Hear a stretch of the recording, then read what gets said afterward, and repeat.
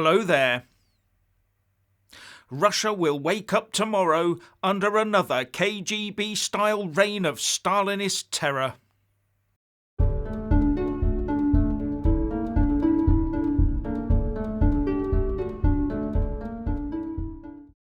Putin has already arrested primary school children and beat back any protesters, but now he's putting in place draconian laws to prevent any negative talk about his violent and uncalled for attack on their neighbouring country of Ukraine.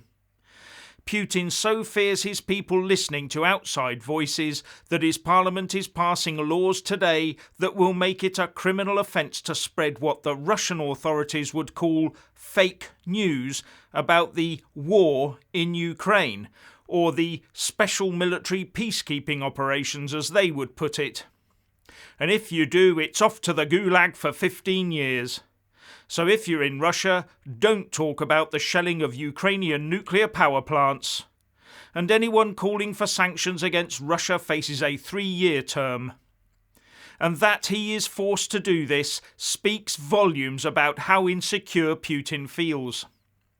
Yes, I know that we in the UK and EU have strangled RT, the once Russia Today, and Sputnik, but we haven't made it an offence punishable by imprisonment to voice differing opinions. And unlike in Russia, journalists who have voiced their concerns are not flocking to the airports and paying vast sums of money trying to leave before the crackdown starts. And many in the wider Russian population are also fearing the impending martial law and mobilisation.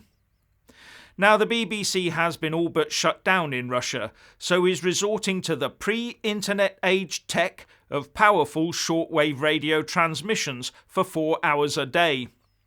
These transmissions, with their crackles, whistles and fading in and out that can be picked up on small cheap radio receivers, were ceased into Europe in 2008. But now listeners in Ukraine and Russia can get the BBC transmissions on 15735 kHz from 1600 to 1800 GMT daily and on 5875 kHz from 2200 to midnight GMT. And looking at the map of coverage the BBC World Service has tweeted out, it would appear that the transmitter for this is sat somewhere in Poland. Now, many people know my stance on the BBC and ask why I would be mentioning it here.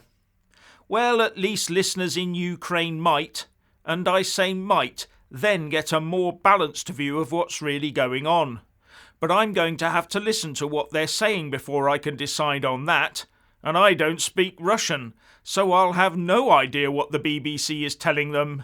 And as far as I can tell, far from bigging the UK up over all these years, the BBC has had a pretty negative view of its own country and its leaders, especially of the Tory type, and that has probably filtered through to the thinking of the likes of Putin and his cronies over all this time. Especially after Brexit. Listening to the BBC, you'd think the UK was just about to permanently sink beneath the waves, not be at the forefront of the effort to curb this awful Putin regime.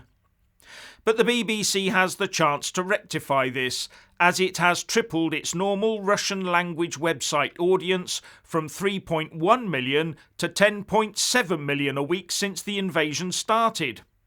And one assumes those in Ukraine and Russia will be quietly tuning their radios in twice a day for updates once the BBC is wiped off the Russian web.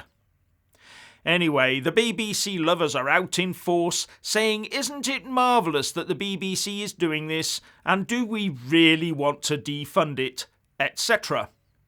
Well, it all depends on what they're saying, doesn't it? If it's more of the same negativity about what the UK is doing and continually harping on about Partygate, then my answer would be to shut it down now before it causes more damage. And it all depends on whether we just have a small external world service funded by the taxpayer, with the rest privatised. And remember, to be credible, the BBC will have to be putting out the same message here in the UK as it is pushing out to the rest of the world, or no one will believe it.